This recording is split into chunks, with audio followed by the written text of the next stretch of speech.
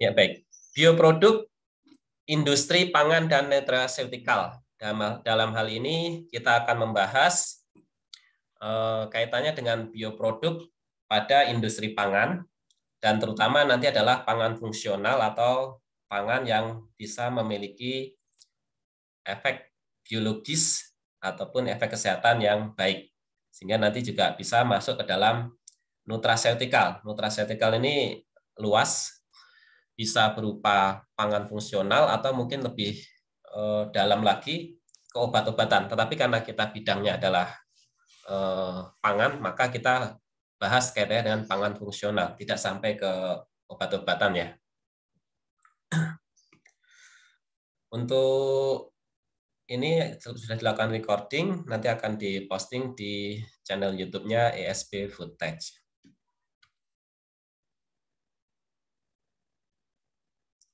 Nah, pada bioproduk industri pangan dan pangan fungsional ini atau nutraceutikal, kita akan bagi menjadi 3 kelompok besar, yaitu kelompok karbohidrat, kemudian kelompok lemak, dan kelompok protein. Untuk kelompok karbohidrat nanti diwakili oleh produksi maltodextrin, sirup glukosa, dan sirup fruktosa melalui hidrolisis enzimatis. Nah, ini proses bioproses enzimatisnya inilah yang nanti akan menjadikan bioproduk turunan dari pati atau karbohidrat ini dalam bentuk bisa dalam bentuk maltodextrin, kemudian sirup glukosa, atau nanti dikonversi lebih lanjut menjadi fruktosa. Jadi ini satu rangkaian ya, satu rangkaian proses, tinggal mau dihentikan di mana. Kalau mau dihentikan di tahap likuifikasi, dapatlah maltodextrin. Nanti kalau mau dihentikan di tahap proses menghasilkan sirup glukosa, ya sudah selesai.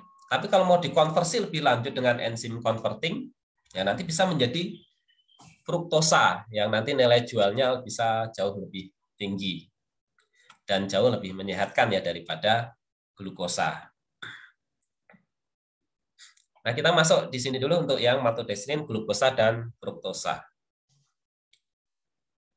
Nah, sebelum lebih lanjut terkait dengan bagaimana bioproses ini dilakukan, kita kenalan dulu.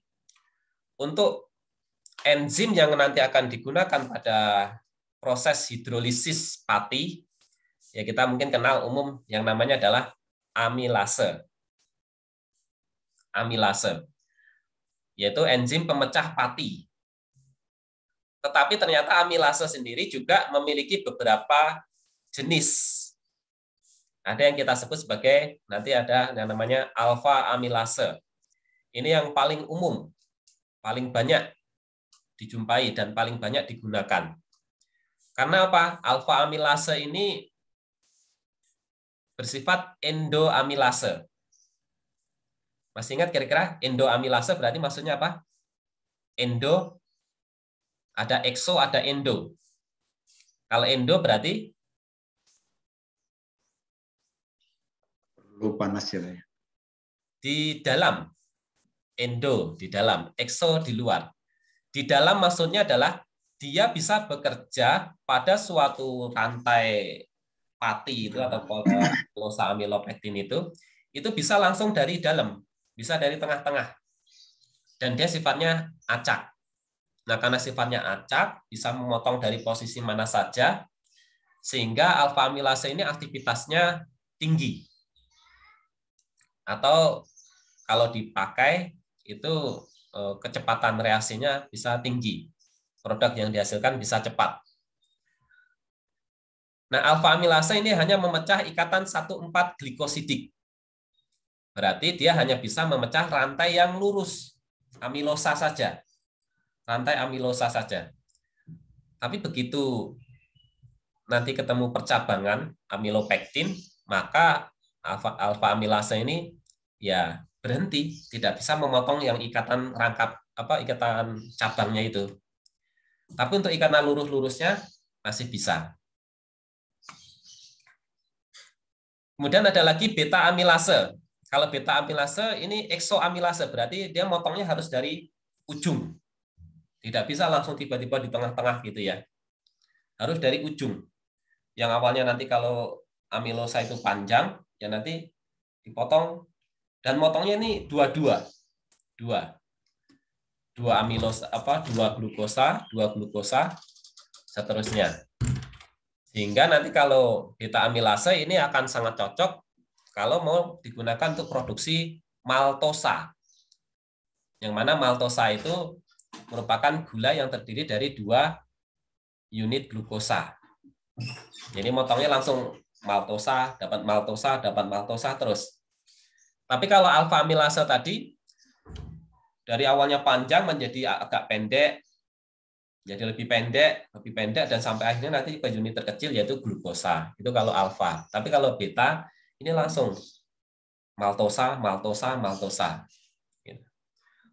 Ini juga hanya bisa memotong 1,4 sehingga percabangan amilopektin tidak bisa dihidrolisis.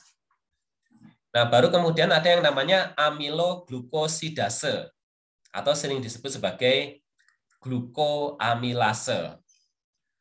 Nah, kalau glukoamilase ini sifatnya eksoamilase, berarti motong dari pinggir, dari ujung, tetapi dia bisa memotong baik 1,4 maupun 1,6.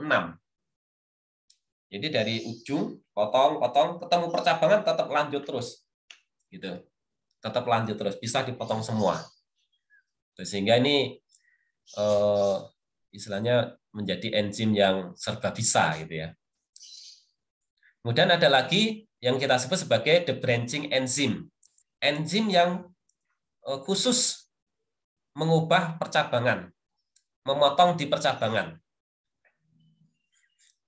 yang sering digunakan untuk memotong ya tadi sisa-sisa percabangan yang tidak terhidrolisis oleh alfa amilase. Ini bisa digunakan yaitu berupa isoamilase ataupun pululanase. Nah, ini jenis-jenis enzim amilase yang akan bisa digunakan untuk proses pembuatan sirup glukos ataupun nanti sirup fruktos dan seterusnya, ataupun maltodextrin ya. Nah, ini yang tadi sebagai ilustrasi bahwa alfa amilase ini sifatnya acak, yang tanda silang ya. Dia bisa motong di mana saja. Dan sifatnya endoamilase, bisa motong dari tengah-tengah maupun pinggir. Jadi mau mana aja bisa. Sedangkan yang beta amilase yang tidak ada tandanya, nah ini motongnya di sini 2, 2, 2. Jadi setiap yang dihasilkan langsung maltosa, maltosa, maltosa gitu. Dan amiloglukosidase ini yang bulat kosong, ini bisa motong dari pinggir, tapi terus nanti sampai percabangan pun juga bisa dipotong, nggak ada masalah. Dari sini juga percabangan tetap bisa dipotong.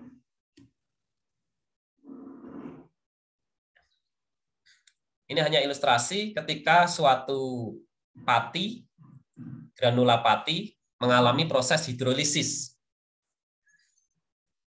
Yang mana ketika terjadi hidrolisis, maka rantai amilosa ataupun amilopektinnya menjadi lebih pendek. Dan kalau diberi pewarnaan iodin, warnanya makin hilang. Gitu, karena kalau pati ketemu iodin, itu kan bisa berwarna biru atau ungu gitu ya. Tergantung dari banyaknya amilosa amilopektin. Kalau banyak amilopektinnya lebih ke arah ungu, ke arah merah. Tapi kalau banyak amilosanya lebih ke arah biru. Nah, ini kalau sudah mengalami hidrolisis, ini misalnya adalah tapioka yang direndam mungkin beberapa hari. 1 hari nggak masalah, 2 hari mulai pudar, 3 hari pudar, 4 hari sudah pudar. Artinya apa? Berarti amilosa ataupun amilopektinnya sudah banyak yang mengalami pemendekan.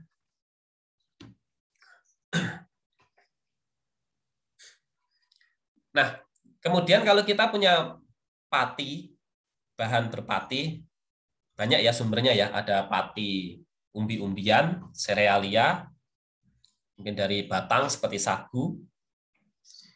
Tiap-tiap jenis pati punya karakteristik yang khas, terutama kaitannya dengan kandungan amilosa dan amilopektin. Nah, ternyata kalau pati tersebut banyak memiliki percabangan, berarti banyak amilopektinnya ya. Itu ternyata nanti dihidrolisis akan lebih sulit atau lebih lama. Gitu. Lebih lama. Ini bisa digambarkan seperti ini. Kalau yang debranched itu berarti percabangannya sudah sedikit atau hanya sedikit, maka kecepatan reaksinya ini pembentukan glukosanya cepat. Pada waktu yang singkat ini langsung sudah sangat tinggi. Tapi kalau yang non debranched artinya di sini masih banyak percabangan, maka prosesnya akan jauh lebih lambat dibandingkan yang debranched atau yang tidak ada percabangan atau yang sudah mengalami penurunan jumlah cabang. Oleh sebab itu, kalau nanti kita mau produksi hasil hidrolisis pati ini, apakah maltodextrin ataupun sirup glukosa ataupun nanti fruktosa, berarti kita pakai pati yang banyak amilopektinnya apa yang sedikit?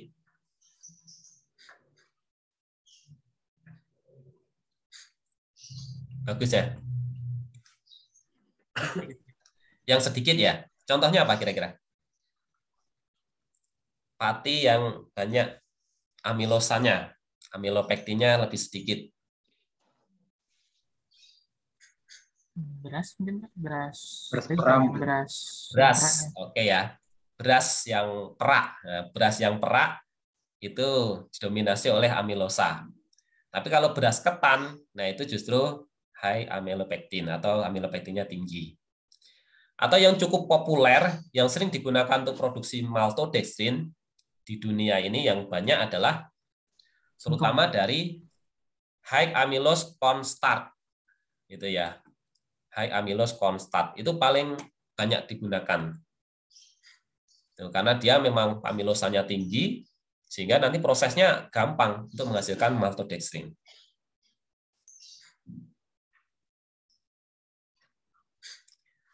Nah, untuk proses hidrolisis enzimatis, ini kan tadi ada banyak jenis enzimnya ya. Kapan kita gunakan dan hasilnya menjadi seperti apa? Ini bisa dilihat pada skema berikut. Hidrolisis enzimatis pati pada industri ya. Kalau di sana dalam pati kan pasti ada amilosa dan ada amilopektin. Tinggal banyak yang mana gitu ya. Kalau amilosanya banyak, maka ditambahkan dengan alfa amilase, maka ini prosesnya akan lancar. Akan dihasilkan linear dextrin, dan kemudian kalau tambahkan lagi glukoamilase, akan menjadi glukosa dalam waktu yang sangat cepat. Gitu. Glukoamilase ini kan tadi bisa memotong amilosa ataupun amilopektin. Tapi ini menambahkannya di akhir.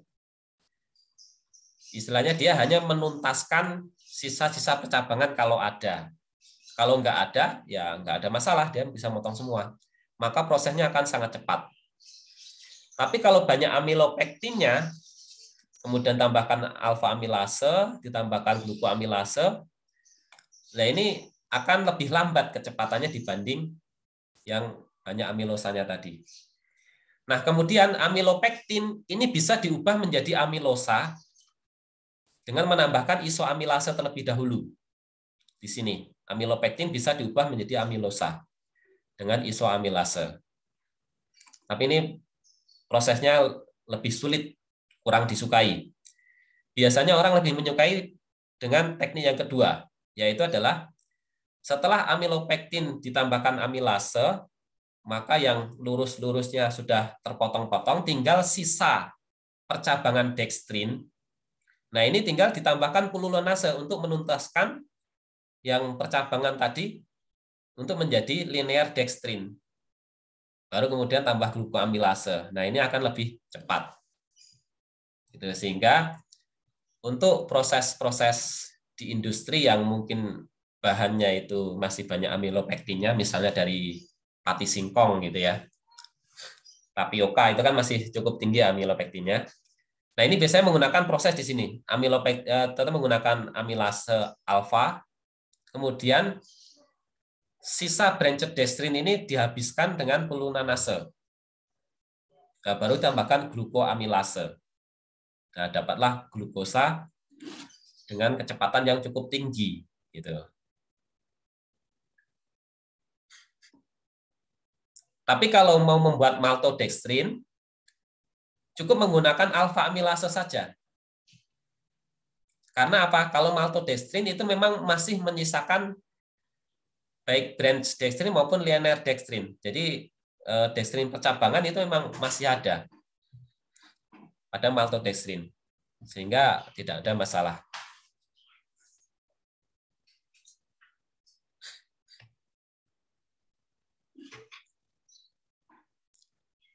Nah ini berikut diagram alir untuk proses hidrolisis.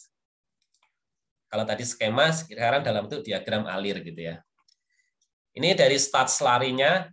Stat slurry itu berarti pati yang ditambahkan air hingga menjadi seperti bubur. Slurry itu seperti bubur. Jadi airnya tidak terlalu tinggi, tapi dia masih bisa mengalir. Nah, begitu ya. Kemudian ini dipanaskan dengan steam. Setelah dipanaskan, barulah sebelum dipanaskan tadi tambahkan alfa amilase dulu ya. Tambahkan alfa amilase, baru kemudian dipanaskan. Nah, di sini terjadi proses likuifikasi. Disebut likuifikasi karena apa? Nanti akan mengubah slurry ini atau bubur ini menjadi larutan. Karena apa? Kalau pati itu kan tidak larut ya. Pati itu tidak larut. Dia ketika diberi air hanya membentuk suatu suspensi atau bubur, atau yang kita sebut di sini adalah slurry.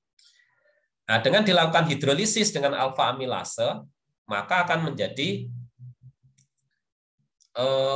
potongan-potongan amilosa yang pendek serta sisa dextrin percabangan. Nah, itu sehingga di sana sifatnya menjadi larut. Nah, disinilah proses pembuatan maltodextrin itu sebenarnya sudah selesai. Nah, sehingga kalau mau membuat maltodextrin itu sebenarnya sangat gampang. Ya tinggal pati, dikasih air, itu biasanya sekitar kadar patinya masih sekitar 40% atau 60% itu ya. Tambahkan amilase, dipanaskan, udah langsung jadi. Hanya membutuhkan waktu 1-3 jam. Sangat cepat. Ya tergantung dari DE maltodextrin yang mau dikehendaki. Kalau DE rendah, bahkan nggak nyampe 1 jam, mungkin hanya setengah jam atau 10 menit itu bisa diperoleh DE3 misalnya. Cuma kalau DE maltodextrin yang paling umum digunakan itu adalah sekitar DE menengah ya, 8-12 sampai 15, nah itu yang sering digunakan untuk enkapsulasi. Nah itu barangkali sekitar 1 jam sudah bisa diperoleh. Tergantung juga dari konsentrasi enzim yang ditambahkan. Tapi prosesnya sangat sederhana sekali. Nah di sini berarti nanti diperoleh amilosa rantai pendek plus sisa percabangan dextrin. Nah, di sini kalau sudah dapat maltodextrin, tinggal mau diteruskan lagi menjadi gula atau tidak. Kalau mau diteruskan mau menjadi sirup glukosa, kita tambahkan glukoamilase. Untuk apa? Untuk tadi menghidrolisis sisa-sisa percabangan dextrin tadi. Di sini kita sebut sebagai proses sakarifikasi, karena semuanya nanti akan diubah menjadi glukosa. Unit terkecil dari pati itu sendiri. Nah, kalau sudah jadi glukosa, pada proses sakarifikasi tinggal proses pemurnian. Dibersihkan kotoran-kotorannya, biasanya menggunakan arang aktif. Karena arang itu bisa mengikat kotoran ataupun mungkin zat warna yang tidak dikehendaki hasil proses pemanasan dan sebagainya ini. Kemudian sisa airnya dievaporasi. Carbon refining ini untuk memurnikan lebih lanjut, bisa lebih murni lagi dengan ion exchange diionisasi untuk menghilangkan sisa-sisa ion yang barangkali ada. Nah, dapatlah refining hydrolysate. Ini adalah sirup glukosa. Biasanya pada kadar 93 sampai 96%. Nah, sirup glukosa ini sudah siap digunakan. Sirup glukosa penggunaannya sangat banyak, terutama untuk membuat sirup marjan. Sirup marjan ataupun sirup-sirup ya musim puasa ini ya. Sirup ABC, sirup Indofood, dan sebagainya. Nah, dia selain memberikan rasa manis, juga memberikan viskositas yang mantap, gitu ya. Tidak encer. Karena kalau hanya air dengan sukrosa, itu kan encer ya. Dan rasanya juga kurang enak. Begitu tambahkan glukosa, nah maka sirup tersebut menjadi kental, dituang menjadi lebih praktis, tidak kebanyakan gitu ya, tidak mudah kebanyakan gitu. Kalau terlalu encer kan kadang itu ya terlalu banyak atau mungkin kebablasan gitu. Tapi kalau viskos, nah ini kan dituangnya enak. Dan rasanya juga lebih mantap. Meskipun glukosa ini sebenarnya tingkat kemanisannya jauh lebih rendah daripada sukrosa. Jauh lebih rendah, tetapi bisa memberikan rasa yang lebih mantap. Begitu.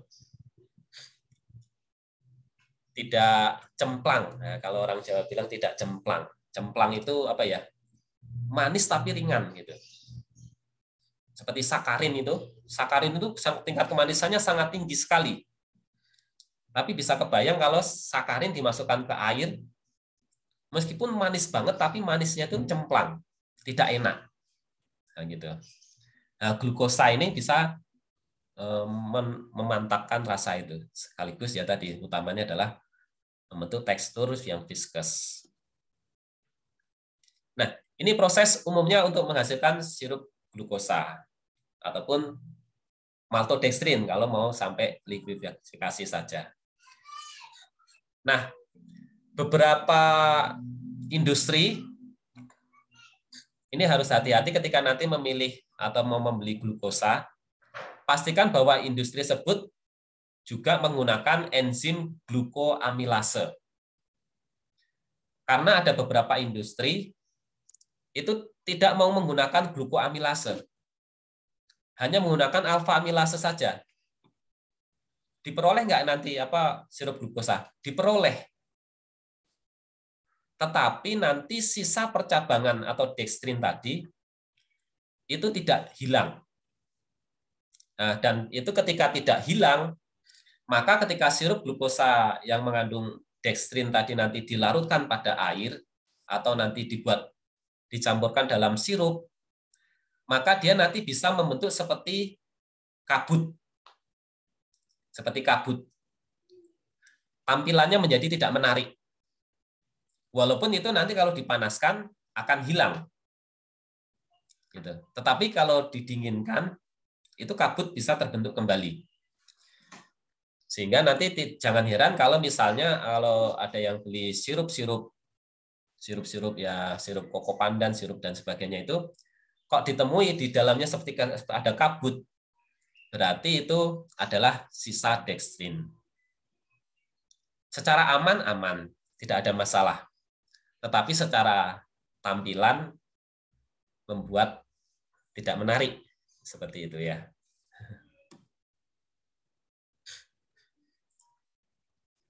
Itu kira-kira untuk proses singkat dari hidrolisis pati menjadi glukosa.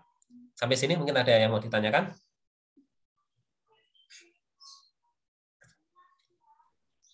Untuk steam jet-nya itu Pak lebih pada Ya. uap panas aja yang yang tanpa air ya, yang tanpa uap air, atau memang steam yang menggunakan uap air ya? Untuk proses pemanasan ini, steam jet ini ya? Iya betul Pak. Ya, untuk pemanasan itu biasanya menggunakan tangki reaktor yang berjaket. Tangki reaktor yang berjaket. Nah, jaketnya ini adalah untuk diisi steam tersebut. diisi steam tersebut. Jadi steam nanti akan berada di jaket itu, akan memanaskan tangki tersebut pada suhu yang dikehendaki. Ini 80 sampai 115 steam jetnya, sehingga nanti pada proses likuidifikasi bisa dicapai sekitar 80 sampai 90 derajat. Harus di atas suhu gelatinisasi pati. Begitu ya. Harus di atas suhu gelatinisasi pati. Supaya apa? Prosesnya akan jauh lebih mudah. Karena kalau pati belum tergelatinisasi, berarti kan masih dalam bentuk granula ya. Kalau masih dalam bentuk granula, nanti enzim untuk mempenetrasi ke dalam itu lebih lama. Meskipun bisa, tapi lebih lama.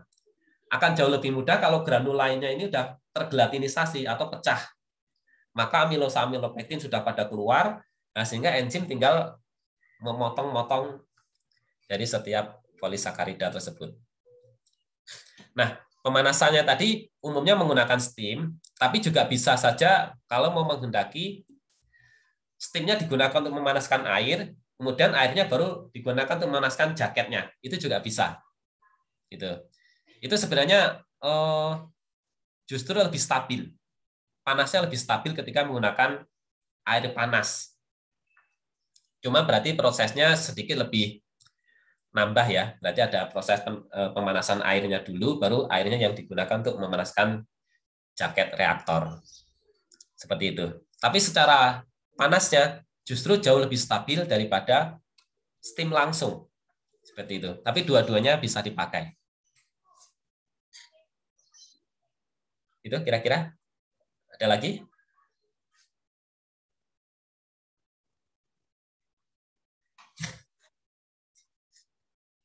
Kalau tidak ada, lanjut dulu. Kalau ada nanti boleh langsung disampaikan. Nah, sekarang istilahnya proses lanjutan atau proses detil dari produksi glukos sirup. Nah, glukos sirup ini umumnya tadi banyak digunakan dari pati jagung. Sehingga sering juga disebut sebagai corn sirup atau sirup jagung. Jadi kalau ada corn sirup atau sirup jagung, itu maksudnya adalah sirup glukosa.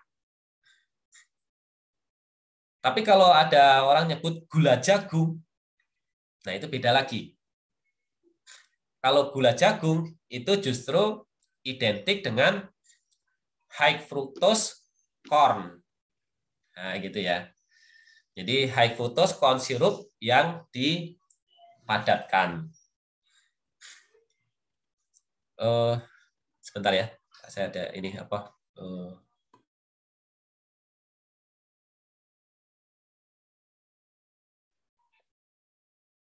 Ya ini. Jadi kalau gula jagung itu justru identik dengan high fructose corn. Artinya dia adalah gula fruktosa. Tapi kalau hanya nyebut sirup jagung atau corn sirup, itu maksudnya adalah sirup glukosa, yaitu glukosa yang tidak dikonversi menjadi fruktosa. Nah, kita lihat. Tadi disukai sirup jagung, disukai dari bahan jagung karena jagung amilosanya tinggi. Nah, itu ya. Antainya lurus-lurus, sehingga prosesnya mudah. Proses pembuatannya ini sebenarnya bisa menggunakan hidrolisis asam atau enzim. Atau yang cukup populer juga adalah gabungan dari asam dan enzim. Kenapa ada tambahan asam? Tidak enzim saja. Gitu. Sebenarnya enzim saja itu sudah bagus. Sudah tidak ada masalah. Tetapi beberapa menggunakan asam ini untuk membantu proses. Karena asam ini punya kemampuan menghidrolisis secara acak yang cukup efektif. Gitu ya, sehingga enzimnya nanti kayak bekerjanya itu sudah jauh lebih ringan. Seperti itu. Seluruh yang disiapkan tadi sekitar mengandung 35 sampai 45% padatan. Berarti kalau kadar airnya pati awalnya berapa itu perlu diperhitungkan sehingga nanti total solidnya dalam sluri itu sekitar 40%. Nah, ini kalau menggunakan asam dia bisa menggunakan HCl sampai pH 2. Kemudian pemanasannya ini bisa lebih tinggi. Kalau menggunakan enzim hanya sekitar 90 derajat, tapi kalau menggunakan asam ini harus lebih tinggi karena energi aktivasi untuk hidrolisis asam ini memang jauh lebih tinggi. Yaitulah kekurangan dari metode kimia ya dibandingkan enzimatis. Kalau enzimatis ya ini kan memang moderat, suhunya tidak harus terlalu tinggi. Tapi kalau asam sekitar 140 sampai 160 derajat. Nah, kalau hidrolisis menggunakan asam ini juga bisa dikendalikan untuk memperoleh DE tertentu. DE atau dextrose ekivalen tadi ya. Ini beberapa hasil penelitian yang membuktikan bahwa hidrolisis asam juga cukup efektif. Bisa dikendalikan maksudnya seperti itu. Tetapi enzimatis jauh lebih efektif. Gitu ya. Jauh lebih efektif, jauh lebih praktis dan jauh lebih murah gitu. Jauh lebih aman. Sehingga sekarang sudah langka yang menggunakan asam. Semuanya rata-rata menggunakan enzim.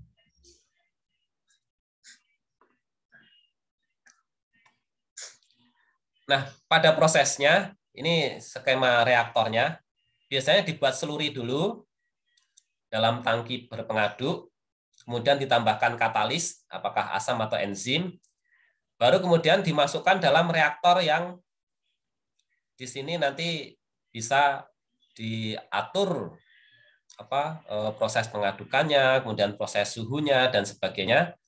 Artinya proses reaksi di sini akan jauh lebih efektif. Yang di sini tadi hanya tangki untuk pencampuran saja. Nah, di sinilah baru terjadi proses bioreaksi tersebut. Setelah reaksi, kemudian biasanya dia dihubungkan dengan pipa residen. Pipa residen itu untuk memberikan kesempatan si pati itu tuntas terhidrolisis gitu ya selama perjalanan ini. Baru kemudian di sini pada akhirnya nanti akan dilakukan evaporasi dan kemudian akan diperoleh produknya. Nah, kemudian sebelum evaporasi ini biasanya akan ada proses-proses pemurnian. Proses-proses pemurnian dari hasil reaksi dari tangki reaktor ini. Proses pemurnian biasanya meliputi terutama penghilangan tadi aroma, warna, pigmen ataupun ion-ion yang masih ada. Karena ion-ion itu nanti ion logam itu justru cukup reaktif ya. Apalagi nanti kalau dihasilkan ini kan glukosa ini merupakan gula prereduksi. Gula prereduksi yang aktivitas reaktifnya itu tinggi. Sehingga kalau ada ion-ion logam itu idealnya harus dibersihkan. Nah, ini proses pemurniannya. Ketika tadi selesai proses reaksi, pemurnian umumnya yang paling sering adalah menggunakan arang atau karbon aktif. Dimasukkan pada suatu kolom yang berisi arang aktif, maka kotoran-kotoran akan menempel pada arang aktif, sedangkan produk nanti sudah akan menjadi jernih. Nah, di sini menjadi jernih. Nah, arang aktifnya nanti bisa dilakukan proses pembersihan kembali. Diambil, dibersihkan, dan kemudian diaktifasi kembali. Aktivasinya biasanya menggunakan furnace atau dipanaskan gitu ya, dipanaskan kembali itu arang aktif akan menjadi aktif kembali. Nah, kemudian bisa dipompakan lagi ke dalam kolom-kolom ini. Nah, sehingga nanti bisa diperoleh sirup yang bersih dan arang aktifnya bersifat regeneratif atau bisa dipakai berulang. Tuh. Sedangkan kotorannya nanti bisa dipisahkan dari sini untuk hasil-hasil kotoran yang sudah terikat oleh arang aktif.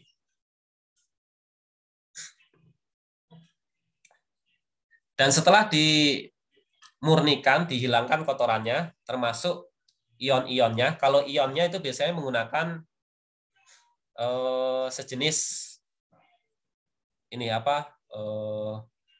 resin penukar ion, gitu. Tapi itu harganya cukup mahal, sehingga beberapa industri ada yang pakai, ada yang tidak. Tapi untuk industri yang bagus tentunya menggunakan resin-resin penukar ion itu. Nah, setelah murni, tinggal berarti isinya adalah air dan glukosa. Air kita hilangkan dengan proses evaporasi. Evaporasi biasanya menggunakan sistem ini ya, evaporasi ganda. Evaporasi ganda itu maksudnya adalah evaporasi bertingkat.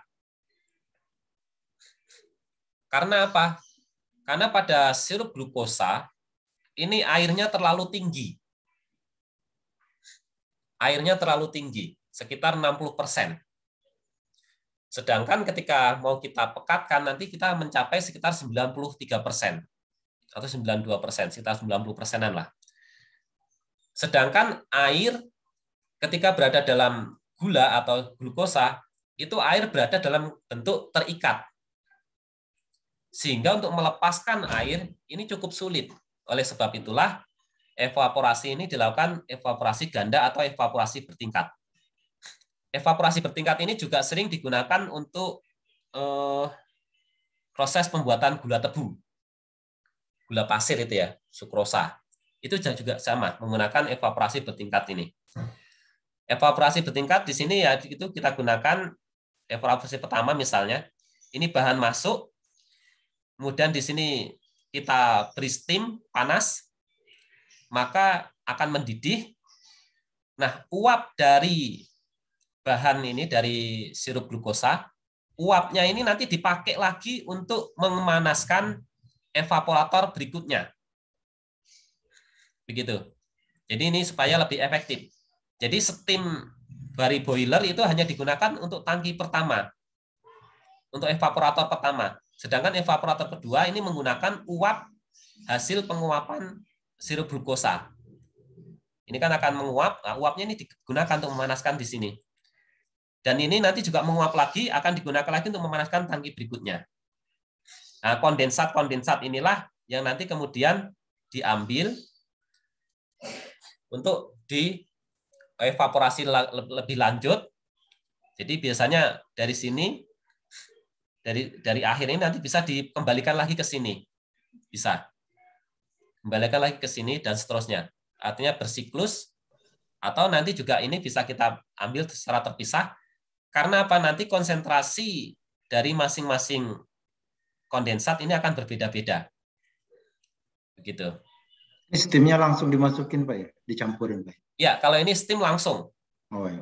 Steam langsung, karena ini butuh suhu sangat tinggi ya. Butuh suhu sangat tinggi dan harus berjalan terus. Jadi kalau menggunakan air panas, ini prosesnya agak lambat dan panasnya kurang, gitu ya.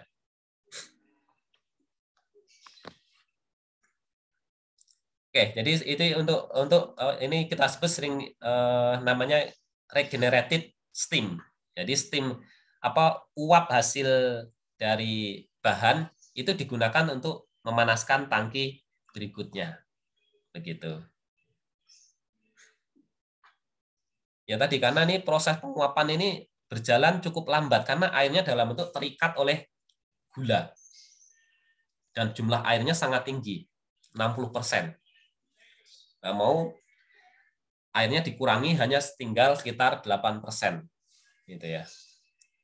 Itu cukup sulit kalau hanya menggunakan satu tangki reaktor. Harganya nanti biayanya mahal. Sehingga kita gunakan sistem regenerated vapor atau uap dari bahan yang dipanaskan pada tangki sebelumnya.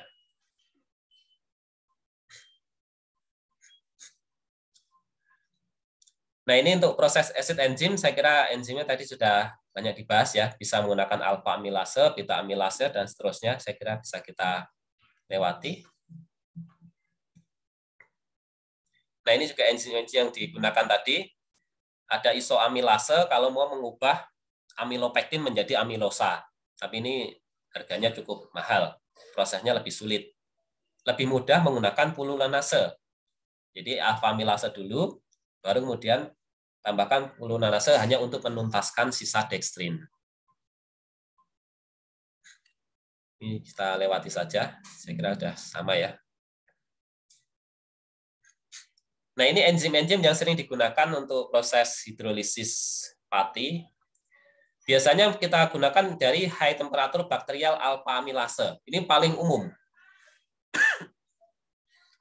Saya juga pernah menggunakan ini untuk memproduksi maltodextrin.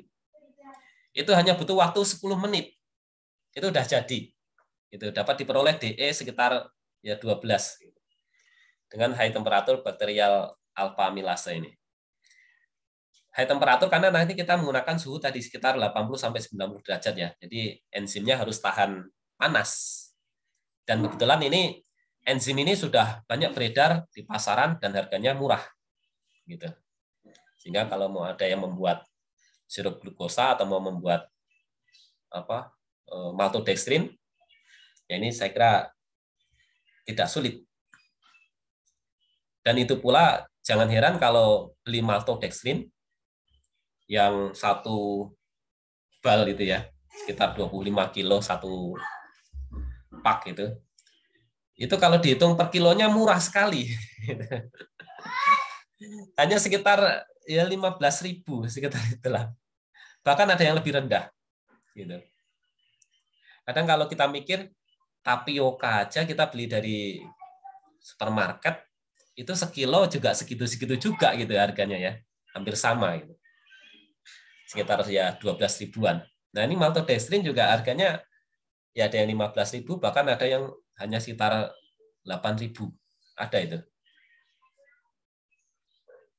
Karena memang prosesnya sangat mudah.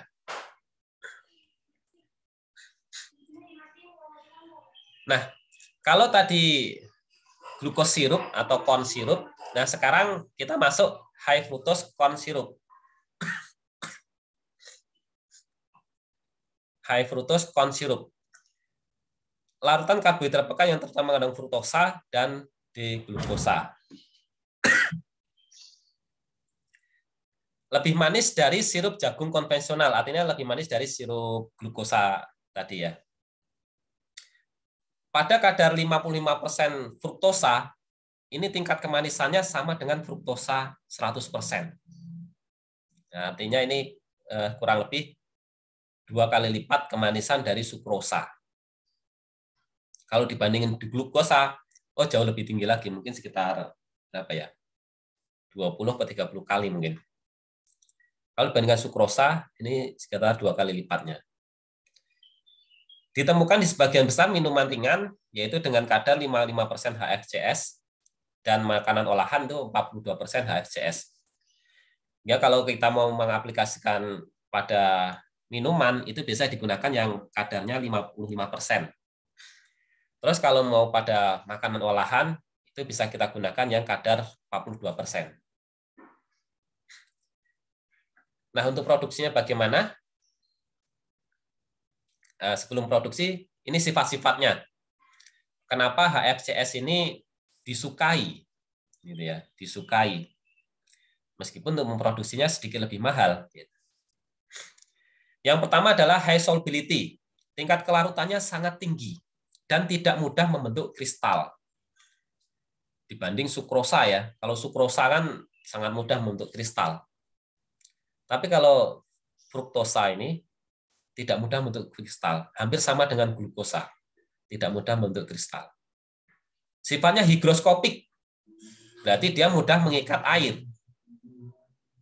Sehingga kalau diaplikasikan pada produk pangan, maka produk pangan tersebut nanti lembab. Lembab tuh gini, terkesan lembab.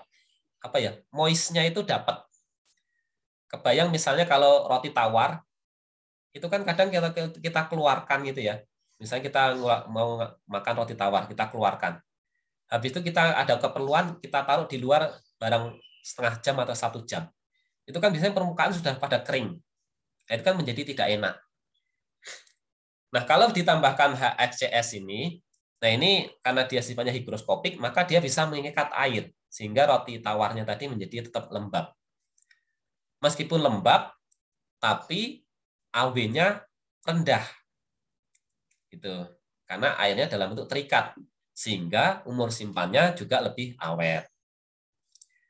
High osmosis pressure memiliki tekanan yang tinggi untuk tekanan osmosis dari bakteri. Sehingga nanti kalau ada bakteri mau numbuh, ya sulit. Karena dia akan lisis biasanya, akan pecah. Karena tingginya high osmotic pressure-nya ini. Kemudian bentuknya liquid, sehingga proses handling, transport ini mudah. Harganya murah. Nah, harganya murah. Kemudian ini hygroscopic, ini sudah sama ya. Harganya relatif murah. Sehingga kalau kita temui seperti HFCS ini sudah murah, makainya lebih hemat gitu ya, karena tingkat kemanisannya tinggi.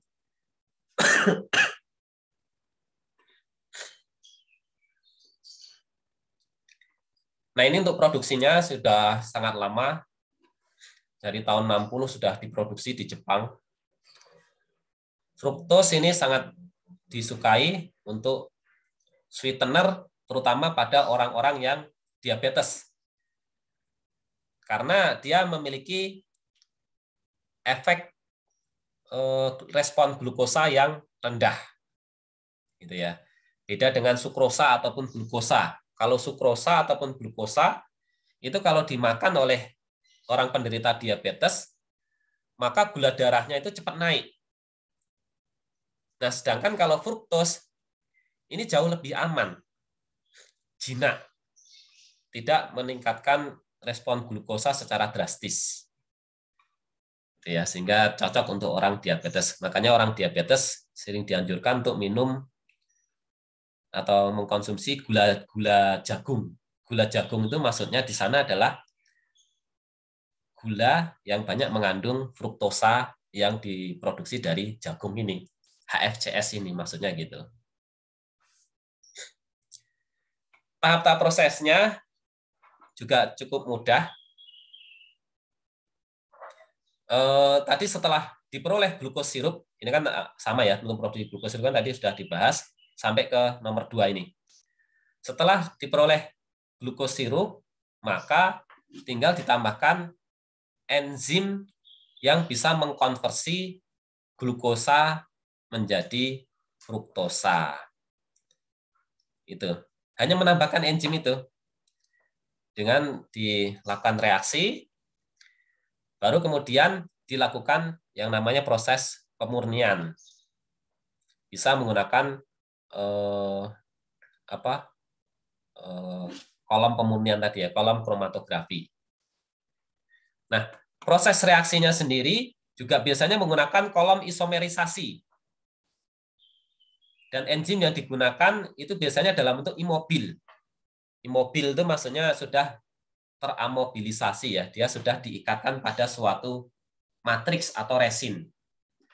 Sehingga nanti bisa digunakan berulang. Enzimnya ini tidak akan ikut bersama produk, tapi dia akan tetap di dalam matriks. Itu. Enzimnya yang digunakan yang bisa mengkonversi glukosa menjadi fruktosa yaitu adalah glukos isomerase ini, glukos isomerase. Yang akan mengubah glukosa menjadi fruktosa pada kadar 42%. Gitu ya. Jadi konversinya ini tidak bisa langsung tinggi, tapi hanya 42%. Nah, untuk meningkatkan konsentrasi HFCS itu harus dilakukan proses pemurnian atau proses pemisahan. Diambil fruktosnya saja, sedangkan sisa glukosnya nanti diproses lebih lanjut Gitu. Nah, dipisahkan nanti dapatlah 90% HFCS. Gitu. Nah, kalau ini diperoleh 90% HFCS, sedangkan kalau yang tidak dimurnikan tadi adalah kandungannya 42%. Kalau ini dicampur, maka kita akan memperoleh HFCS dengan kadar 55%. Itu. Jadi yang diproduksi secara umum itu adalah 42% dan 90%. 42% ini yang sering digunakan untuk makanan.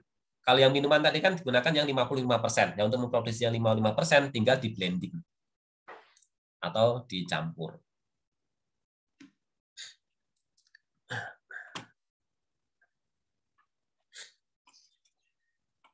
Nah, ini yang enzim yang digunakan yaitu tadi glukos isomerase yang diperoleh dari bakterial, biasanya dari bakteri. Oh ya, untuk enzim-enzim pada pemecah pati ini tadi, itu yang banyak disukai adalah dari bakteri ya, bukan dari yeast ataupun jamur. Karena secara umum ternyata enzim-enzim dari bakterial ini kecepatan konversinya jauh lebih tinggi. Dan kemudian banyak yang tahan panas dari bakterial ini sehingga cocok digunakan. Kemudian dalam bentuk enzim imobilisasi atau enzim teramobil tadi ya, diikatkan pada matriks. Bisa menggunakan metode crosslink by glutaraldehyde. Jadi diikatkan silang dengan bantuan jembatannya itu adalah glutaraldehyde. Jadi matriks glutaraldehyde baru enzim. Karena kalau enzim untuk bisa langsung terikat pada matriks itu sulit.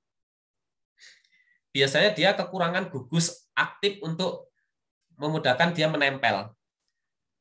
Kalaupun bisa nempel itu biasanya hanya sifatnya adsorpsi. Ikatannya lemah. Nah, supaya ikatannya kuat, itu biasanya digunakan tambahan crosslinker yaitu glutaraldehyde. Glutaraldehyde itu menjembatani antara matriks dengan enzim. Glutaraldehyde satu gugus mengikat matriks, satu gugus mengikat enzim. Nah, sehingga dia akan kuat, tidak mudah lepas.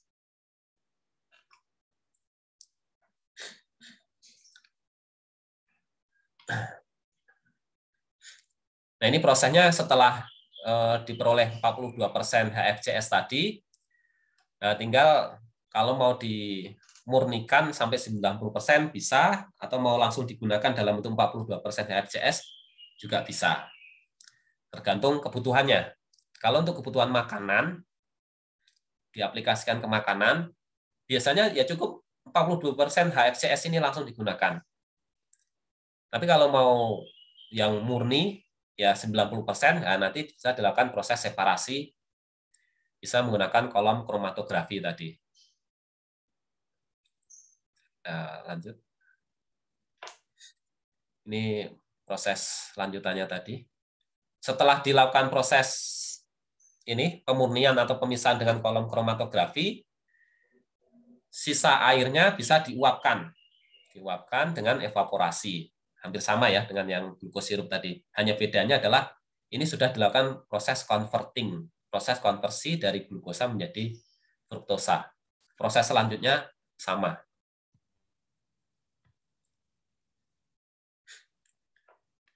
Nah, ini chromatografic separation nanti mungkin bisa pelajari lebih lanjut lah.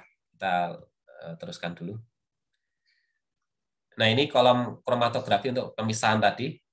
Biasanya menggunakan Dowex monosphere ini yang paling umum ya. Yang isinya adalah resin, bisa berupa akrilamid atau silika gel. Kalau akrilamid biasanya jauh lebih mahal. Yang cukup murah biasanya menggunakan silika gel. Nah, ini bisa memisahkan nanti antara glukosa dan fruktosa berdasarkan perbedaan afinitas antara glukosa dan fruktosa terhadap matriks ataupun resin yang ada dalam kolom kromatografi ini. Oke, ini bisa kita lewati. Ini diagramnya tadi saya kira hampir sama lah ya. Oke, sampai sini dulu ada pertanyaan sebelum kita lanjutkan ke lipid, lemak. Ya, karena masih ada lemak dan nanti masih ada protein ya. Tidak apa-apa, kita pelan-pelan saja sesampainya. Ada mungkin mau tanyakan sebelum masuk ke lemak terkait dengan high fructose corn syrup? Lanjut ya. Baik, kalau tidak ada kita lanjutkan produksi lipid terstruktur secara enzimatis. Nah, ini juga produksi lipid struktur sebenarnya bisa menggunakan kimiawi, tapi prosesnya tidak spesifik, keamanan produknya agak dikhawatirkan, keamanan lingkungan juga agak khawatir. Proses enzimatis ini jauh lebih efektif, hanya memang harganya masih cukup mahal. Ini yang menjadi tantangan pada proses produksi lipid terstruktur secara enzimatis. Harga enzimnya masih mahal. Beda dengan amilase tadi yang jauh lebih murah. Nah, lipid terstruktur ini maksudnya adalah lipida atau lipid atau lemak minyak, itu juga bagian dari lipid ya, yang telah dimodifikasi dari sifat alaminya menggunakan proses biosintetik, bisa chemically ataupun enzymatically. Enzymatically ini yang umum digunakan karena ini biasanya untuk pangan sehingga aman. Meskipun chemical juga bisa digunakan. Nah, yang mencakup lipid ini luas ya. Kalau kita sebut lipid itu luas. Karena pengertian lipid sendiri adalah semua senyawa yang larut dalam pelatuk organik, tapi tidak larut dalam air. Nah, itu semua masuk kategori lipid. Termasuk vitamin E, mungkin beta karotin, itu juga masuk fosfolipid. Terus ini ada monoasid gliserol, diasid gliserol. Nah, itu ya. Luas. Tapi yang cukup populer memang lemak dan minyak, karena itu produk terbesar dari lipid. Nah, kemudian modifikasi yang dilakukan itu seperti apa? Ini juga bermacam-macam. Modifikasi biasanya adalah mengubah struktur dari lipid itu sendiri. Struktur berarti apa? Ya, susunan komposisi kimianya.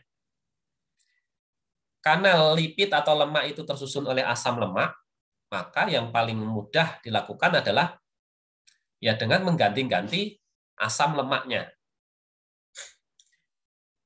Kalau kita punya misalnya minyak sawit itu kan asam lemak dominannya di sana adalah palmitat dan oleat, sehingga disebut sebagai palm oil. Palmitat dan oleat. Palmitat dan oleat itu merupakan lemak yang tidak esensial.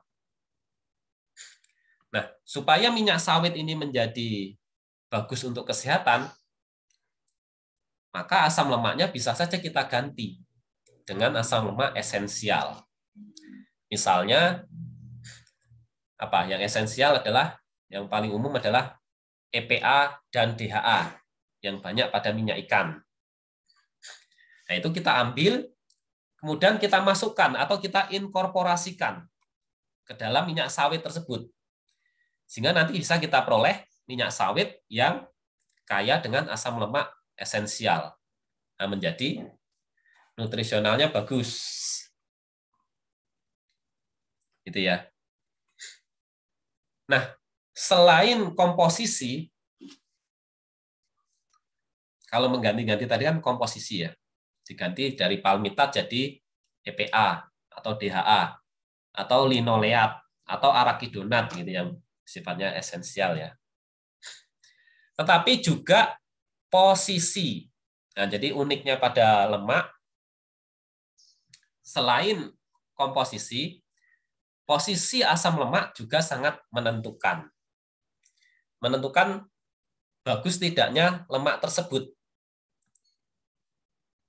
Nanti akan kita lihat. Nah, modifikasi tersebut nanti fungsinya untuk apa atau tujuannya untuk apa? Di antaranya adalah untuk mengubah melting behavior, profil melting atau profil pelelehan. Ini biasanya ditujukan terutama kalau mau membuat cocoa butter tiruan. Karena cocoa butter itu sifat khasnya adalah pada meltingnya, yaitu pada suhu ruang itu keras, tapi pada suhu 37 derajat di tubuh atau di mulut, dia meleleh sempurna.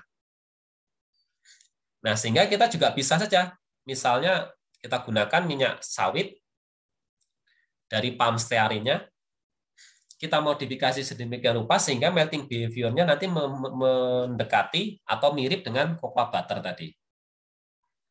Pada suhu ruang padat, di suhu tubuh meleleh. Sehingga nanti bisa kita gunakan untuk mengganti cocoa butter, karena cocoa butter itu harganya mahal. Per kilonya sekitar 300.000. Nah, jadi kalau bisa kita ganti dengan minyak sawit atau dari palm stearin, ya tentu akan lumayan gitu ya, bisa menghemat produksi. Dan kebetulan untuk coklat kompon yang beredar di Indonesia ini, itu sebagian besar adalah menggunakan cocoa butter replacer atau cocoa butter alternatif itu. Jadi yang menggunakan cocoa butter asli itu hanya produsen tertentu. Produsen-produsen tertentu. Tapi kalau yang produsen umum, yang kita sering dapatkan coklat dengan harga murah lah ya, ya satu batang hanya sekitar 15.000, 20.000 gitu ya. Nah itu udah hampir dapat dipastikan itu menggunakan cocoa butter tiruan. Tapi bukan berarti cocoa butter tiruan itu jelek ya, bukan berarti ya. Justru cocoa butter yang asli itu asam lemaknya tidak ada yang esensial. Sehingga tidak bagus untuk kesehatan. Cocoa butter yang asli itu. Makanya kalau orang mengkonsumsi coklat kebanyakan, nah itu justru yang ada berat badan naik, gitu ya. Kemudian mungkin obesitas, ya. Kemudian penyakit-penyakit lain juga bisa ikut, gitu. Nah kalau cocoa butter alternatif, nanti bisa saja kita ganti komposisinya dengan asam lemak yang memiliki efek kesehatan lebih baik. Misalnya menggunakan asam lemak rantai medium, asam laurat, untuk yang jenuhnya. Kemudian yang tidak jenuhnya, kalau cocoa butter itu pakai oleat, yang tidak esensial ya. Nah bisa saja kita ganti yang esensial, misalnya dengan linoleat. Sehingga lebih menyehatkan, seperti itu. Kemudian yang berikutnya adalah dengan tujuan digestion atau untuk memudahkan proses absorpsi, pencernaan ya, pencernaan. Ini kaitannya dengan nanti bagaimana asam lemak tersebut mudah diserap. Yang mudah diserap itu biasanya adalah, atau yang mudah dicerna itu adalah asam lemak rantai pendek dan medium. Nah, sehingga kalau mau menghendaki lemak itu mudah diserap, itu gunakanlah asam lemak rantai pendek ataupun medium. Mulai dari misalnya C8, kaprilat, C10, kaprat, C12, laurat, nah itu medium. Jadi sangat baik untuk proses absorpsi. Proses absorpsi bagus, bukan berarti nanti berarti cepat menambah berat badan. Belum tentu. Nah, gitu. Karena asam lemak rantai medium itu meskipun dia mudah diserap, tapi nanti dalam proses metabolismenya dia tidak akan disimpan dalam jaringan adiposa, tapi langsung dibakar menjadi energi dengan sangat cepat. Itu kelebihan dari asam lemak rantai pendek dan medium. Nah ini, sehingga kaitannya digestion, absorption, and metabolism. Ini satu rangkaian.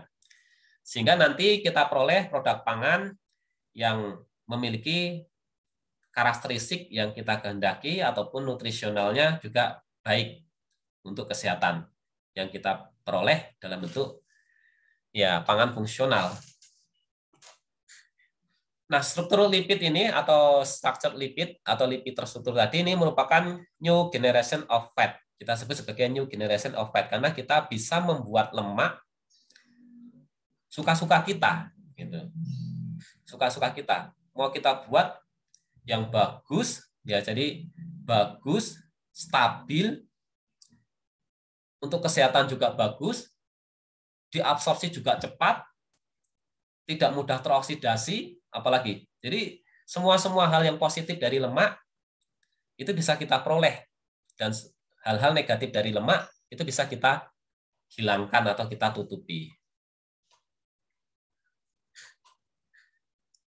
Nah ini tadi struktur lipid tadi akan mengubah karakteristik umum properties ya.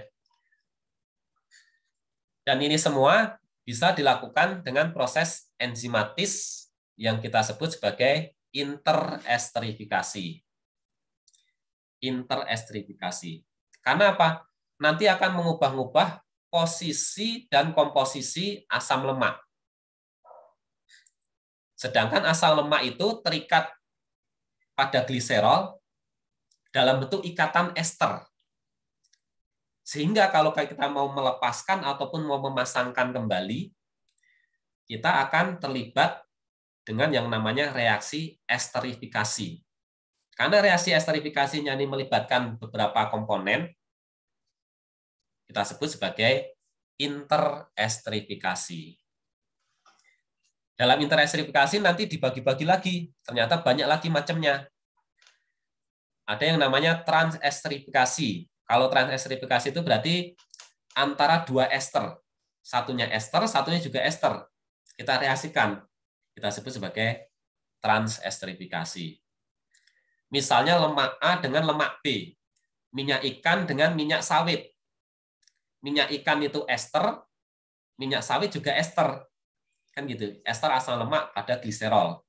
Sama-sama ester. Kalau kita reaksikan, terjadilah transesterifikasi. Itu yang sering digunakan untuk membuat margarin. Margarin yang daya olesnya tinggi, kemudian sifat kesehatannya juga bagus. Itu misalnya bisa kita gunakan dari palm stearin dengan minyak wijen misalnya. Atau palm stearin dengan minyak bunga matahari. Palm stearin banyak asam lemak jenuh, bunga matahari banyak linoleat dan linolenat yang esensial. Kita gabungkan, kemudian kita lakukan transesterifikasi. Dapatlah margarin yang super. Gitu. Berbeda dengan margarin komersial seperti sekarang ini. Kalau margarin komersial ini kan biasanya hanya palm stearin dan palm olein saja. Isinya ya hanya palmitat dan oleat yang ya hampir sama dengan minyak sawit, hanya beda kejenuhannya lebih banyak saja. Dan itu kurang bagus untuk kesehatan. Tapi kalau ada asam lemak esensialnya kita masukkan, misalnya dari minyak bunga matahari, nah tentu akan jauh lebih bagus. Atau minyak wijen, nah itu. Ada lagi yang namanya asidolisis. Kalau asidolisis ini nanti ester dengan suatu asam. Asamnya bisa berupa asam lemak bebas. Nah, karena prosesnya ini asam dengan ester, nanti asam lemaknya akan diganti, maka kita sebut sebagai asidolisis. Pelepasan asam lemak oleh suatu asam. Gitu. Ada lagi alkoholisis. Kalau reaksinya antara ester, misalnya minyak, dengan alkohol. Misalnya dengan metanol. Minyak sawit dengan metanol. Kita reaksikan. Terjadilah alkoholisis yang kita sebut metanolisis. Hasilnya apa? Metil ester atau yang kita sering sebut sebagai biodiesel. Itu ya.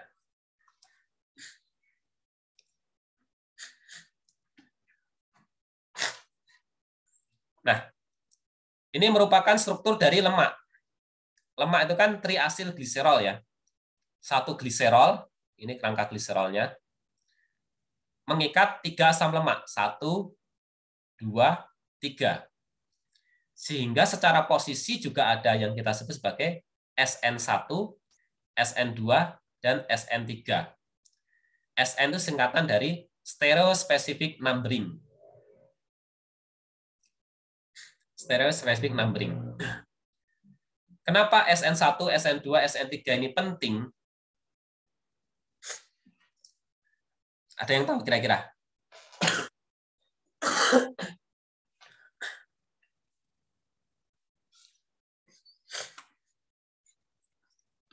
Apa pentingnya posisi ini?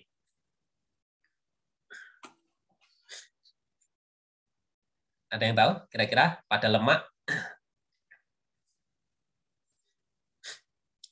Ya, pentingnya adalah ternyata tubuh kita itu kalau memetabolisme atau mencerna lemak, itu kan membutuhkan yang namanya lipase. Jadi tubuh kita akan menghasilkan lipase oleh organ pankreas. Kita sebut sebagai pankreatik lipase. Itu yang bertugas untuk mencerna lemak dan kemudian sehingga lemak tersebut bisa diserap oleh tubuh, kemudian digunakan oleh tubuh. Ternyata gitu ya. Lipase yang dihasilkan oleh tubuh kita itu unik. Lipase yang dihasilkan oleh tubuh kita itu ternyata hanya bisa menghidrolisis atau memotong SN1 dan SN3. Itu. Uniknya di situ. Lipase kita seperti itu. Jadi kalau kita makan lemak atau makan makanan yang mengandung lemak atau minyak, maka di dalam usus nanti dia akan dihidrolisis pada SN1 dan SN3 yang hanya di bagian luar saja. Sedangkan di bagian tengah tetap dibiarkan. Begitu. Nah, SN1 dan SN3 karena dihidrolisis menghasilkan asam lemak bebas. SN3 juga menghasilkan asam lemak bebas. Ini akan diserap, yang kemudian nanti digunakan untuk menghasilkan energi. Itu menghasilkan energi dengan proses metabolisme, nanti bisa dipelajari lebih lanjut, yang namanya beta oksidasi. Yaitu prosesnya lebih lama. Makanya lemak itu boleh dibilang energi yang kurang siap. Tapi energinya tinggi. Begitu. 9 kilokalori per gram. Beda dengan karbohidrat yang hanya sekitar 4 kilokalori per gram ya. 4 kalori per gram. Ini 9 kalori per gram. Nah, sedangkan SN2-nya ini nanti juga akan diserap. SN2 ini nanti akan diserap dalam bentuk apa? Monoasil gliserol. Jadi SN2-nya ini, asam lemak pada SN2 masih mengikat gliserol. Sehingga bentuknya menjadi monoasil gliserol. Nah, itu nanti akan diserap dan kemudian di dalam tubuh akan digunakan untuk resintesis lemak yang baru. Digunakan untuk resintesis lemak yang baru. Nanti SN1 dan SN3-nya akan diisi oleh asam lemak yang baru. Sesuai dengan kebutuhan tubuh. Gitu. Nah, itu uniknya. Dan kenapa menjadi lebih penting lagi? Nah, SN2 ini berarti menjadi sangat vital. Kalau SN1, SN3 kan hanya untuk jadi energi. Kalau energi ya mau asam lemaknya apa aja bebas, nggak masalah, semuanya akan jadi energi. Tapi kalau SN2-nya ini akan digunakan untuk resintesis lemak di dalam tubuh. Sehingga bagus tidaknya lemak di dalam tubuh itu ditentukan oleh SN2 pada minyak yang kita makan. Gitu. Kalau SN2-nya bagus, maka lemak pada jaringan tubuh kita juga bagus. Bagus itu apa? Maksudnya bagus adalah terutama kalau diisi asam lemak tidak jenuh, yang esensial. Yang tadi ya, linoleat, linolenat, EPA, DHA. Gitu. Sehingga kalau SN2-nya ini tidak terisi oleh asam lemak bagus itu, nah itu bisa yang menyebabkan risiko bermacam-macam. Nah, termasuk juga nanti kalau misalnya, wah saya sudah konsumsi EPA DHA, tapi kok EPA DHA-nya itu tidak terletak di SN2, tapi misalnya terletaknya di SN1 atau di SN3, maka juga percuma, tidak ada bedanya dengan asam lemak yang lain, karena nanti hanya akan dijadikan energi. Tapi kalau ada di SN2, nah barulah itu bagus. Ya untungnya, alhamdulillahnya, minyak ikan itu, EPA dan DHA-nya, ternyata sebagian besar, sekitar 70%, itu ada di SN2. Sehingga kalau kita konsumsi minyak ikan, paling tidak kita mendapatkan sekitar 70% kebaikan EPA DHA tersebut. Gitu ya. Tapi 30%-nya itu ternyata hanya ada di SN1 dan 3. Sehingga nanti hanya jadi energi. Gitu. Tapi setidaknya 70% yaitu di SN2 sehingga bagus. Nah, tentu akan lebih bagus lagi kalau apa? Kita bisa mensintesis, menciptakan lipid. SN2-nya ini adalah asam lemak yang bagus, yang EPA-DHA tadi, yang esensial. Tapi SN13-nya ini yang mudah menghasilkan energi. Yaitu apa? Adalah asam lemak rantai medium atau rantai pendek. Rantai pendek atau rantai medium. Nah, itu akan, sehingga SN1, SN3 akan cepat menjadi energi, sangat cepat, tidak menimbulkan residu. Dan SN2-nya digunakan untuk resintesis jaringan yang bagus, jaringan otak, jaringan jantung, ginjal. Kalau esensial atau tidak jenuhnya itu poli tak jenuh, itu jaringannya nanti akan menjadi lentur. Lentur. Itulah pentingnya kalau orang ingin menjaga jantungnya sehat, itu mengkonsumsi asam lemak esensial tadi. Supaya jantungnya itu lentur. Sehingga tidak mudah capek. Gitu. Dan tetap sehat. Gitu ya. Itulah pentingnya sehingga kita bisa menciptakan lipid terstruktur di mana asam lemaknya itu sesuai yang kita kehendaki. SN2-nya EPA-DHA misalnya, SN13-nya asam lemak rantai medium. Nah, ini yang pernah saya lakukan di S2 waktu tesis ya. Saya membuat lipid terstruktur dari minyak ikan. Minyak ikan saya hidrolisis SN13-nya, saya ganti dengan asam laurat. Asam laurat C12. Sehingga saya peroleh lipid terstruktur yang mana 1,3-nya medium, SN2-nya adalah PUFA, polyunsaturated fatty acid, terutama EPA dan DHA. Menggunakan apa? Nah, yang bisa mensintesis secara spesifik, memotong secara spesifik, ini kan tadi enzim. Enzim yang bisa memotong 1,3, yang bekerja pada 1,3. Ya, sehingga kita gunakan enzim yang spesifik 1,3. Kalau menggunakan pankreatik lipase, jelas tidak mungkin. Kita nggak mungkin ngambil lipase dari pankreas manusia. Tapi ternyata ada mikroorganisme yang menghasilkan enzim yang mirip dengan pankreatik lipase. Itu nanti dari rombongan Mucormiae. Yang pernah saya gunakan adalah dari jamur Mucormiae. Itu spesifik 1,3. Gitu.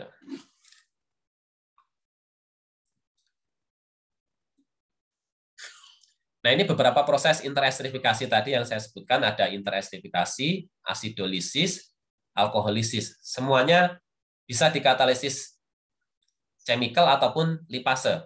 Tapi kalau menggunakan lipase, ini secara posisi juga bisa spesifik. Kalau kimiawi kan tidak bisa. Kalau kimiawi kan acak. kecuali reagen Grignard. Nah, kalau reagen Grignard itu bisa spesifik, tapi harganya mahal banget. Gitu. Tapi kalau lipase, nah itu beberapa mikroorganisme itu spesifik 1,3. Seperti tadi mucormidae, kemudian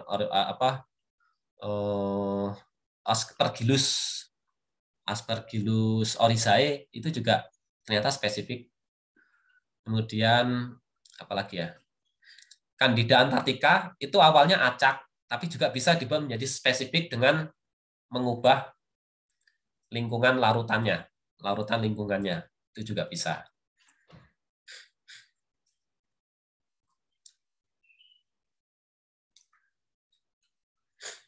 Nah, triasylgliserol ini berbeda dari tadi komposisi asam lemaknya, terutama dari rantai karbonnya, kemudian double bondnya, kejenuhan dan tidak jenuhan, dan isomerisasinya.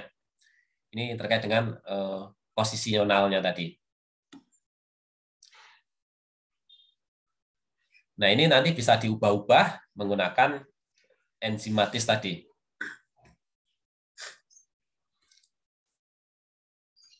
Ini bisa kita lewati.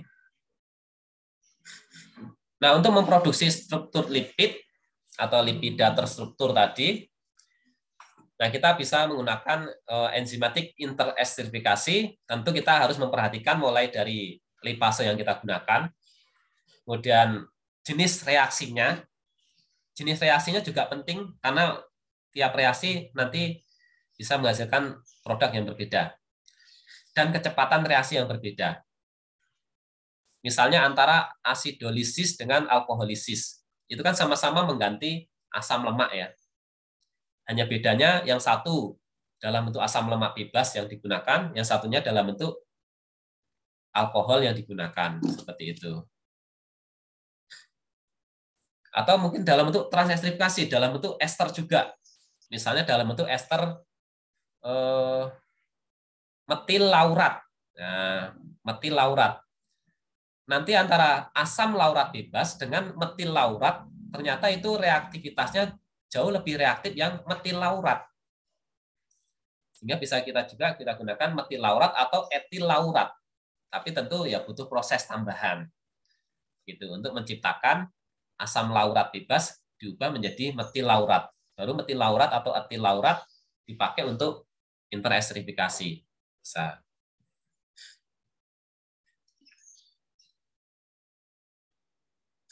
Ini hanya seputar lemak, nanti bisa dibaca lebih lanjut. Nah, enzimatik interesterifikasi tadi kan menggunakan lipase. Lipase bisa berasal dari hewan, bakterial, ataupun fungal. Tapi yang cukup stabil, cukup bagus, itu cenderung didominasi dari fungal, dari jamur. Beda dengan lipase, amilase ya. Kalau amilase banyak diperoleh dari bakterial. Tapi kalau lipase yang sifatnya spesifik dan stabil itu justru banyak dari fungal dibandingkan bakterial ataupun yeast. Tapi kalau yeast itu menangnya produksinya gampang. Karena pertumbuhan yeast itu sangat mudah. Sangat cepat. Jauh lebih cepat daripada bakteri ataupun fungi secara umum ya. Tetapi sekarang dari yeast dalam bentuk Candida antarctica, lipase dari Candida antarctica, itu ternyata sifatnya juga unik.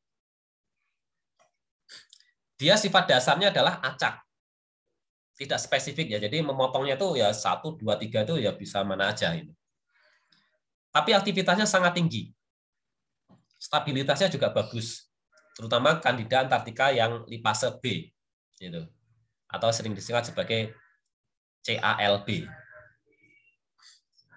Nah, uniknya adalah ketika dia berada dalam sistem alkohol, terutama dalam bentuk etanol, ketika dia dimasukkan pelarut etanol, dia sifatnya bisa berubah menjadi spesifik 1,3. Gitu, uniknya. Nah, sehingga juga bisa digunakan untuk mengatur posisi asam lemak tadi. Untuk menghasilkan lipid terstruktur yang spesifik tadi. Nah, kemudian yang unik dari lipase, Yang berikutnya adalah bahwa lipase ini kan enzim protein ya. Enzim kan berupa protein. Protein itu sifatnya secara umum atau enzim secara umum itu larut air. Enzim itu larut air. Tetapi ini substratnya itu kan lipid. Lipid itu tidak larut air. Sehingga untuk melakukan proses katalisis, maka lipase ini unik. Dia butuh yang namanya kondisi interface yang bisa menjembatani antara senyawa polar dan non-polar. Enzimnya itu polar, larut air, tapi substratnya non-polar, lemak. Itu dijembatani dengan kondisi interface. Dan uniknya lagi, sisi aktif dari enzim lipase ini itu punya penutup. Punya penutup atau yang kita sebut sebagai hidrophobic tunnel. Apa penutup hidrophobic tunnel? Jadi begini, mungkin di sini ada kali ya. Saya lihatkan. Nah ini, lipase itu uniknya adalah dia punya penutup pada sisi aktifnya. Ini kan enzim protein. Bagian luarnya ini adalah hidrofilik. Secara umum hidrofilik. Secara umum ya. Karena dia larut air, enzim lipase itu. Tapi karena substratnya itu lemak itu non-polar, maka sisi aktifnya itu kan harus non-polar. Jadi uniknya lipase adalah badannya ini polar, tapi sisi aktifnya non-polar. Karena sisi aktifnya ini non-polar, maka ketika enzim ini tidak bekerja, maka sisi aktifnya ini ditutup. Ditutup dengan yang namanya lead. Lead ini penutup. Jadi ketika lipase itu dalam keadaan biasa, lipase cair gitu ya, enzim itu ya, itu maka sisi aktifnya dia akan tertutup oleh lead. Tapi nanti begitu ditemukan dengan substratnya, misalnya lemak, maka nanti penutup ini akan membuka dan substrat akan masuk ke dalam sisi aktif tersebut. Dan di sana terjadilah katalisis. Nah ini uniknya dari lipase. Makanya lipase ini nanti dalam proses penanganannya jauh lebih riwil. Jauh lebih sulit dibanding amilase atau dibanding enzim-enzim lainnya. Dan justru karena uniknya ini, karena riwilnya ini, akhirnya pembelajaran terkait dengan lipase ini itu begitu luasnya. Karena sangat uniknya ini. Ketika unik, berarti kan banyak masalah. Ketika banyak masalah, berarti banyak potensi untuk dikembangkan. Begitu.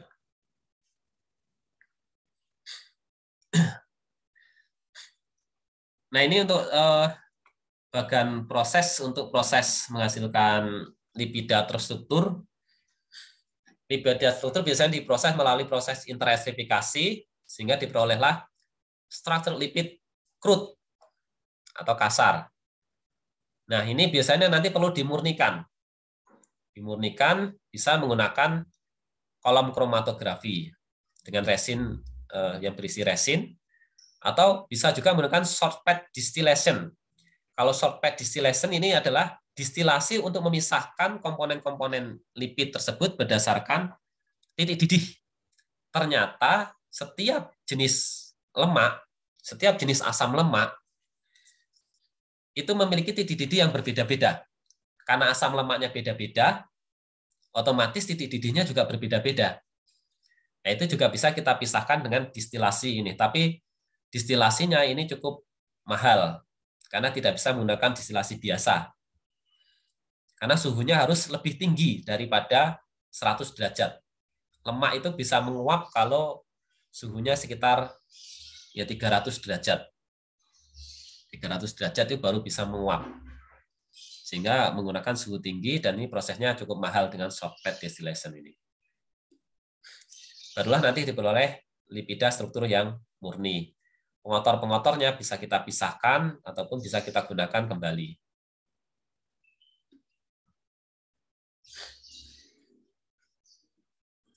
Nah, ini yang pernah saya lakukan dulu adalah minyak ikan, ini kayak akan PUFA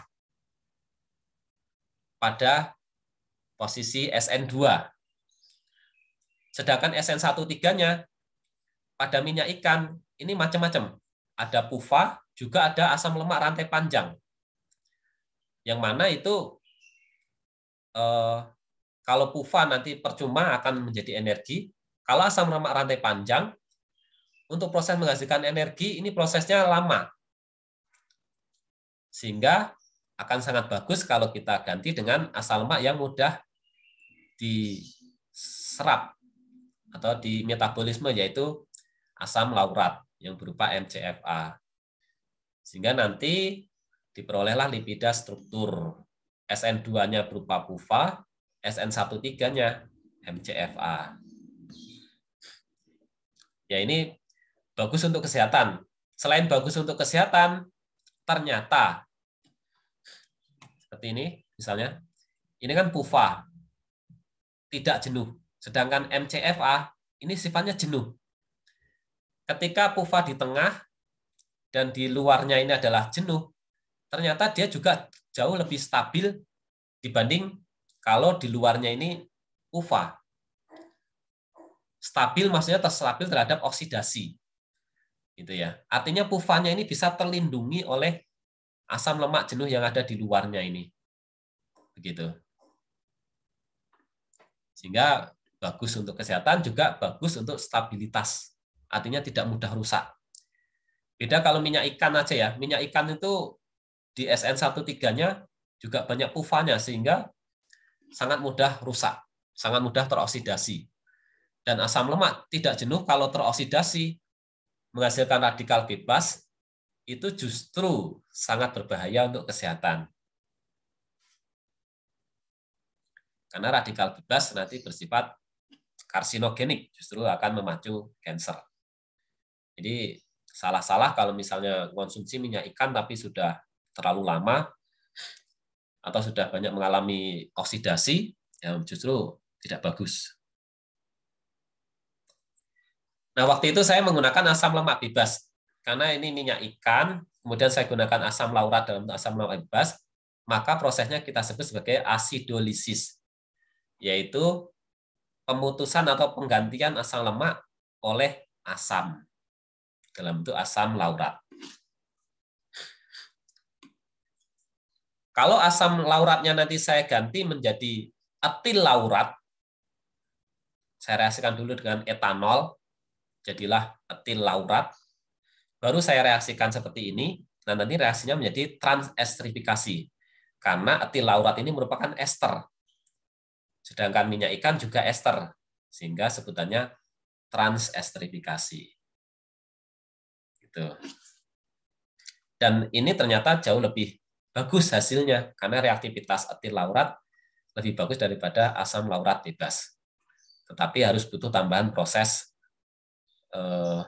esterifikasi antara asam laurat dengan etanol.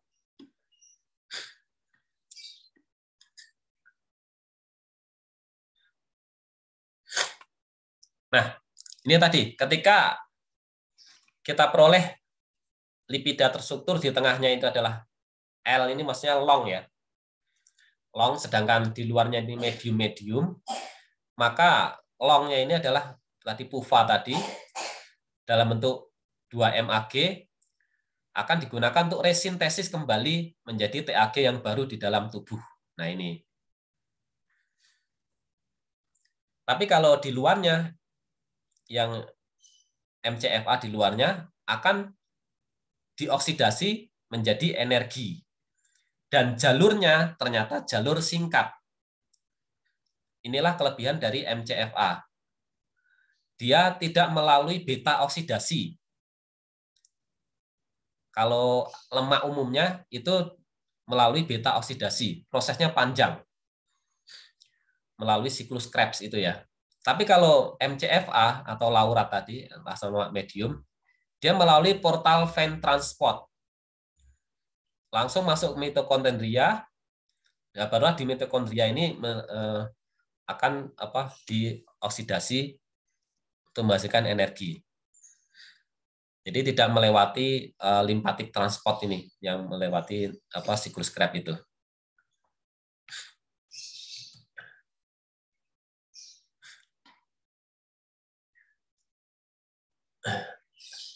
Nah, ini yang tadi structured medium long medium long tadi ya. MLM.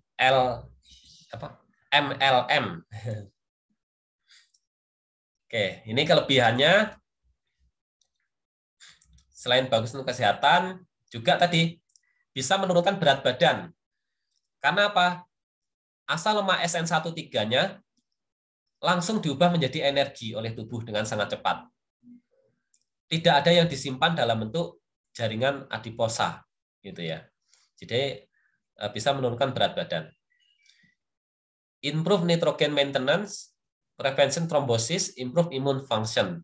Termasuk juga bisa memperbaiki sifat imunitas tubuh. Nah, penelitian ini masih terus berkembang untuk menciptakan lipida terstruktur yang super ini ya, yang super dalam artian bagus untuk kesehatan, tapi juga karakteristik lainnya juga bagus.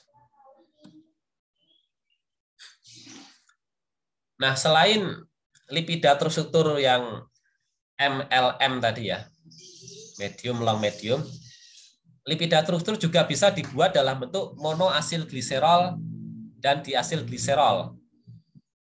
Kalau ini banyak digunakan untuk emulsifier. Reaksinya adalah melalui hidrolisis parsial. Karena tadi triasil gliserol, kalau dipotong 1 jadilah diasil gliserol, dipotong 2 jadilah monoasil gliserol. Menggunakan apa? Ya sama, menggunakan enzim lipase.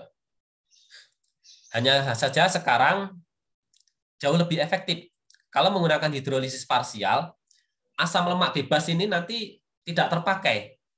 Hanya akan kita pisahkan, kemudian ya asam lemak bebas jarang dimanfaatkan begitu ya. Nah, kalau pengen efektif, itu reaksinya nanti kita sebut sebagai gliserolisis. Kalau gliserolisis, nanti asam lemak bebas ini langsung ditangkap oleh gliserol. Nah, kalau gliserol menangkap 1 asam lemak bebas, jadilah monoasil gliserol. Menangkap 2 asam lemak bebas, jadilah diasil gliserol. Jadi gliserol itu bisa menangkap, bisa melepaskan gitu ya. Bisa melepas ataupun menangkap. Nah, itu juga sama, tetap menggunakan lipase. Nah, monoasil gliserol, diasil gliserol kemudian sekarang berkembang lagi. Tidak hanya sebagai emulsifier, ternyata juga bisa mencegah obesitas ataupun aterosklerosis. Karena apa? Kalau kita mengkonsumsi monoasil gliserol, kemudian asam lemaknya itu nempelnya di SN1 atau SN3, maka kan tadi hanya akan jadi energi. Tidak ada yang digunakan untuk resintesis lemak yang baru. Kalau SN2-nya kosong, maksudnya gitu ya. Kalau monoasil gliserol atau diasil gliserol, tapi yang kosong itu di SN2. Nah, maka mono ataupun diasil gliserol ini tidak akan menyebabkan berat badan. Karena tidak ada yang digunakan untuk resintesis lemak yang baru. Itu tidak ada di SN2-nya gitu. Kemudian antimikrobial properties. Ternyata monoasil gliserol yang asam lemaknya itu asam lemak rantai medium, seperti laurat tadi, bisa bertindak sebagai antimikrobial atau pengawet. Nah, itulah kelebihan dari laurat. Dalam bentuk monolauratnya, nanti populer kita sebut sebagai monolaurin. Nah, monolaurin itu sudah mulai banyak dijual komersil. Monolaurin yaitu ya monolaurat, monoasil gliserol, tapi asam lemaknya adalah laurat. Itu memiliki sifat ini, antimikrobial properties kemudian imunmodulator dan antiviral. Jadi dia bisa membunuh bakteri, bisa meningkatkan sistem imun, dan bisa membunuh virus. Nah ini kan berarti super ya, super.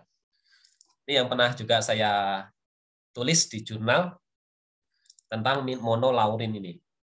Dan kemudian saya memang banyak bergerak di monolaurin ini untuk penelitiannya ya.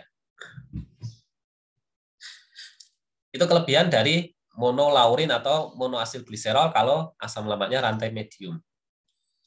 Dan uniknya lagi antimikrobialnya ini, dia bisa selektif membunuh bakterinya. Pernah ada yang menerapkan monolaurin untuk membersihkan daerah kewanitaan. Daerah kewanitaan itu kan banyak bakteri ya. Tapi kan bakterinya ada yang bakteri bagus, terutama lactobacillus yang menyebabkan asam itu. Kemudian ada bakteri-bakteri patogen yang lain. Nah, ternyata monolaurin diaplikasikan ke sana, itu bakteri patogennya bisa pada mati, turun drastis, tetapi bakteri baiknya, yang mikrofloranya, lactobacillusnya itu tetap hidup. Gitu. Nah, itu bagus kelebihannya dari monolaurin. Kalau pengawet-pengawet umumnya, itu kan ya babat habis ya. Apalagi kalau antibiotik. Itu kan semua bakteri ya dimusnahkan. Makanya kalau konsumsi antibiotik berlebihan, yaitu bisa menurunkan mikroflora yang ada di dalam tubuh yang bagus untuk kesehatan. Seperti mikroflora usus itu ya. Jadi kalau minum antibiotik, kalau kemudian ada efek samping kok jadi mencret, nah itu atau diare, berarti itu kemungkinan besar bakteri probiotiknya banyak yang mati. Sehingga sebaiknya perlu ditumbuhkan lagi dengan minum probiotik. Bisa dari Yakult, bisa dari Lactobe, kalau di apotek itu ya, Lactobe. Ya. Sekarang jam berapa? Saya khawatir terlewat. Jam 3.